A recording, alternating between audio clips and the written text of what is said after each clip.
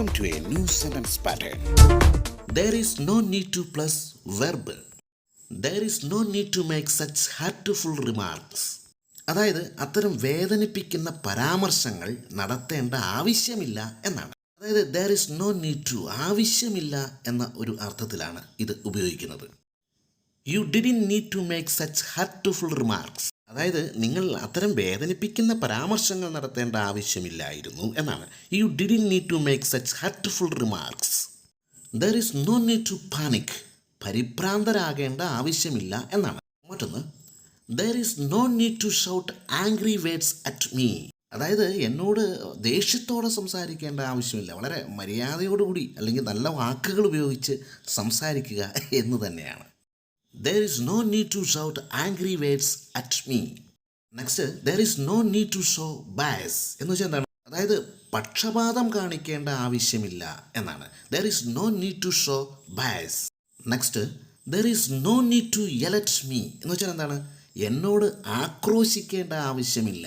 There is no need to yell at me. മറ്റൊന്നാണ്, there is no need to make such a big fuss over it. എന്ന് വെച്ചാൽ എന്താണ്?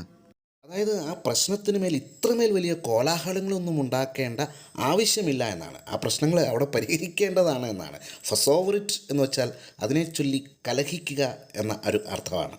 There is no need to എന്നതിൻ്റെ ഏതാനും ഉദാഹരണങ്ങളാണ് താഴെ കൊടുത്തിരിക്കുന്നത്. പുതിയ ആശയങ്ങൾ കണ്ടെത്താൻ ശ്രമിക്കുക. അടുത്ത ഒരു പ്രധാനപ്പെട്ട സെക്ഷനിലേക്ക് കടക്കും മുമ്പ് വീഡിയോ ഇഷ്ടമാകുന്നുണ്ടെങ്കിൽ ചാനൽ സബ്സ്ക്രൈബ് ചെയ്യാനും അതോടൊപ്പം നിങ്ങളുടെ അഭിപ്രായങ്ങളും നിർദ്ദേശങ്ങളും കമൻറ്റ് ചെയ്യാനും മറക്കരുത് എന്ന് അഭ്യർത്ഥിക്കുന്നു. There is no room to എന്താണ് അർത്ഥമാക്കുന്നത്?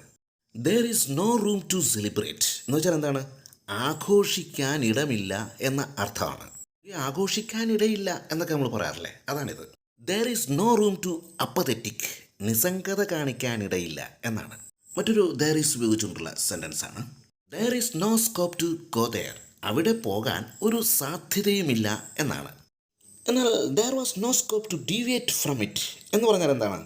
നമ്മളൊരു ചില തീരുമാനങ്ങളൊക്കെ എടുക്കില്ലേ, അപ്പോൾ നമ്മൾ പറയും അതിൽ നിന്നും വ്യതിചലിക്കാൻ യാതൊരു സാധ്യതയുമില്ല എന്നൊക്കെ പറയും. അതാണ് there was no scope to deviate from it.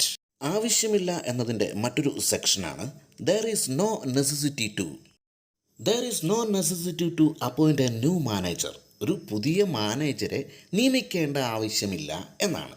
There is no necessity to buy a new car. ഒരു പുതിയ കാർ വാങ്ങേണ്ട യാതൊരു ആവശ്യവുമില്ല എന്നാണ്. അടുത്തത് there is no obligation to. There is no obligation to say about that. എനിക്ക് അതിനെക്കുറിച്ച് പറയേണ്ട യാതൊരു ബാധ്യതയുമില്ല എന്നാണ്. മറ്റൊന്ന് there is no obligation to pay this money. ഈ പണം നൽകേണ്ട യാതൊരു ബാധ്യതയുമില്ല എന്നാണ്. Next there is no place to.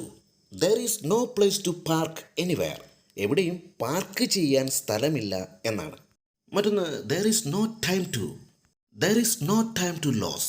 നഷ്ടപ്പെടുത്താൻ സമയമില്ല എന്നാണ്. മറ്റൊന്ന് there is no time to question the validity of these.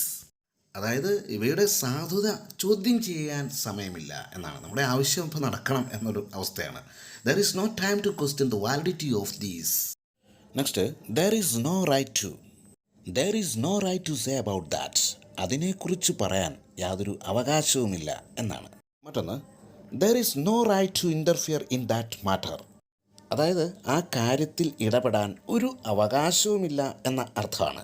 there is no right to interfere in that matter. മറ്റൊന്നുകൂടി there is no one to. There is no one here to give an answer. ഇവിടെ ഒരു ഉത്തരം നൽകാൻ ആരുമില്ല എന്ന അർത്ഥമാണ്. ഇതുപോലെ there is ഉപയോഗിച്ചുകൊണ്ട് സംസാരിക്കുവാൻ ആവശ്യമായ ഒട്ടനവധി ആശയങ്ങൾ ഇനിയുമുണ്ട്. അതിൻ്റെ ഉദാഹരണങ്ങൾ കൊടുത്തിരിക്കുന്നു. ഇവ ഉപയോഗിച്ചുകൊണ്ട് പുതിയ സെൻറ്റൻസുകൾ കണ്ടെത്താൻ ശ്രമിക്കുമെന്ന് വിശ്വസിക്കുന്നു. വീഡിയോ ഇഷ്ടമായെങ്കിൽ ലൈക്ക് ചെയ്യുക, സബ്സ്ക്രൈബ് ചെയ്യുക, അടുത്തുള്ള ബെല്ലൈക്കൺ അമർത്തുക, കൂടാതെ സപ്പോർട്ട് ചെയ്യുക. വീണ്ടും ഒരു വീഡിയോയുമായി നമുക്ക് വീണ്ടും കണ്ടുമുട്ടാം.